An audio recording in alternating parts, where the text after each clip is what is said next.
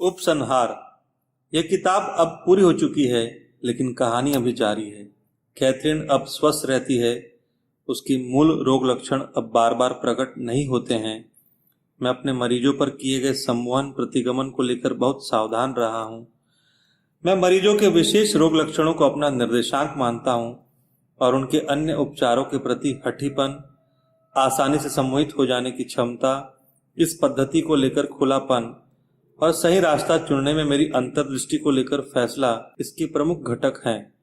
Catherine के बाद मैंने दर्जनों मरीजों के बहुत से पुनर्जन्मों का विस्तार प्रतिगमन प्रक्रिया के माध्यम से किया है। इनमें से कोई भी मरीज मनोरोगी, मतिभ्रमित या बहुव्यक्तित्व के अनुभवों से ग्रसित नहीं था, पर सभी में नाटकीय ढंग से सुधार आया।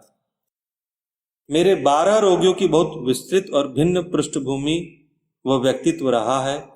मियामी के समुद्र तट की एक यहूदी गृहिणी को जीसस की मृत्यु के तुरंत बाद रोमन सैनिकों के एक दल द्वारा दुष्कृत्य किया जाना याद था।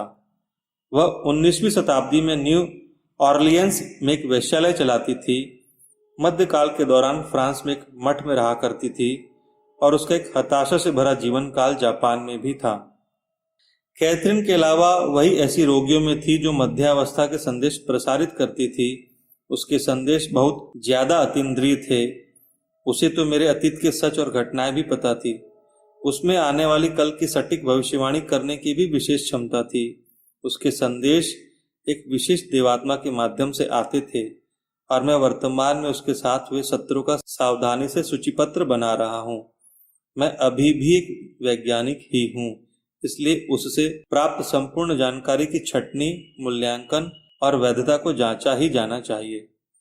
मेरे अन्य रोगी मरने के बाद शरीर छोड़ने व चमकीले प्रकाश की ओर तैरने के अलावा कुछ याद न रख सके। उनमें से किसी एक ने भी मुझे वापस संदेश या विचार नहीं भेजे, लेकिन सभी के पास पूर्व जीवन कालों की स्पष्ट स्मृतियां थी।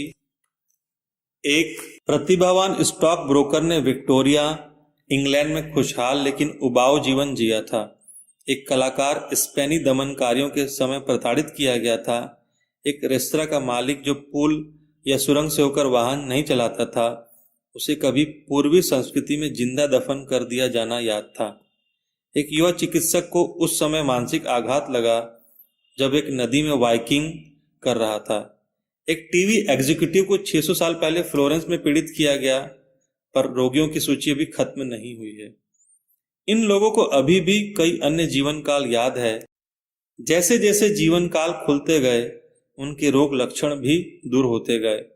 अब हर एक को यह विश्वास हो चुका है कि उसने पहले भी जन्म लिया था और वह आगे भी जन्म लेगा। अपनी मौत को लेकर उनका डर खत्म हो गया था।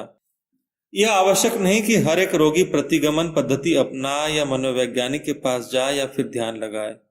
ये सब उन रोगियों के लिए है जो असहाय है या चिंताजनक रोग लक्षणों से ग्रसित है।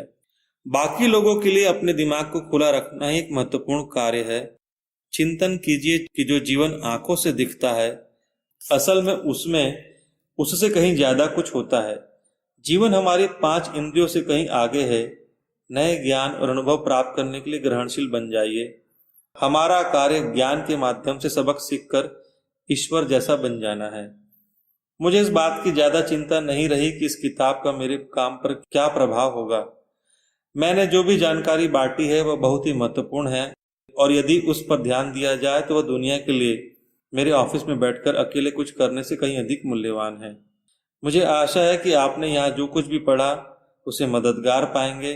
इससे आपका मृत्यु के प्रति डर कम हो जाएगा और सही उद्देश्यों के बारे में जो संदेश आपको मिला है वह आपको संपूर्णता से जीवन जीने के लिए सहिष्णुता और मन की शांति के साथ अपने साथी मानवों तक प्रेम से पहुंच बनाने के लिए स्वतंत्र करेगा।